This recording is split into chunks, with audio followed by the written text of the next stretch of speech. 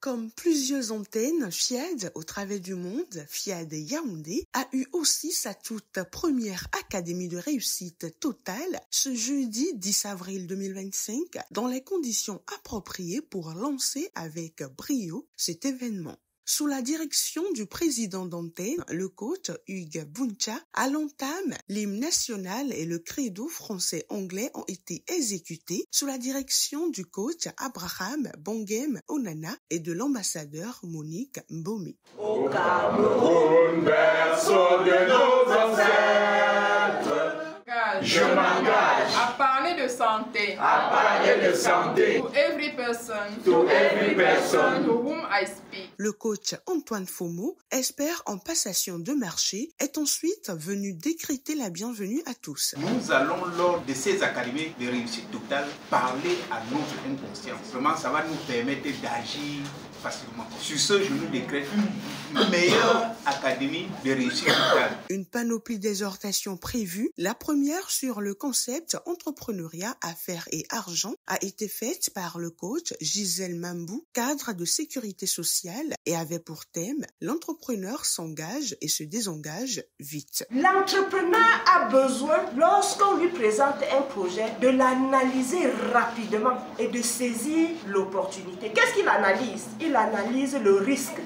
S'il se rend compte que le risque dans cette affaire est élevé, c'est-à-dire que s'il encourt une perte au cas où il se lance, il abandonne le projet. Mais s'il se rend compte que le risque est faible, il s'engage. Il ne faut pas prendre trop de temps pour s'engager, parce que si tu prends trop de temps pour t'engager, tu vas aussi prendre trop de temps pour te désengager. Donc, dès que l'opportunité se présente devant toi, saisis l'opportunité et lance-toi. La deuxième exhortation, appuyée sur le concept de l'emploi et des carrières internationales, a été livrée par le chef d'entreprise et coach Caroline Ngabomba et avait pour thème le vrai sens des compétences académiques. Le vrai sens des compétences académiques, c'est l'obtention des diplômes qui à leur tour nous donnent une reconnaissance académique. L'autre sens, c'est le renforcement de nos compétences techniques, humaines et relationnelles. Un maçon, une coiffeuse, un couturier, un homme d'affaires, un menuisier, un conducteur religieux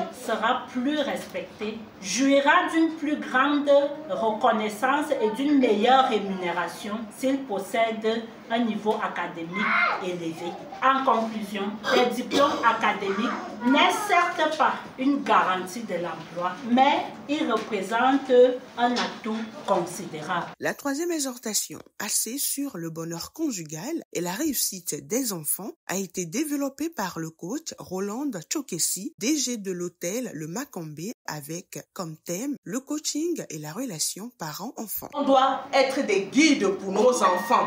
On doit tous les jours les mettre en confiance. Un parent doit pouvoir dire à son enfant « Je t'aime, j'ai confiance en toi, je suis fier de toi ». Le fait de dire ça à l'enfant, qu'est-ce que ça apporte comme plus-value? Ça augmente la confiance en soi de l'enfant, ça augmente son estime de lui-même, son estime personnelle. Même quand l'enfant fait les erreurs, accompagne-le dans les erreurs qu'il est en train de faire. Donne-lui les conseils qu'il faut, mais vraiment qui tombe dans le commandement et le contrôle. Ça ne nous aide pas au XXIe siècle. Après une assimilation parfaite des précédents enseignements, une pause est observée pour se défouler.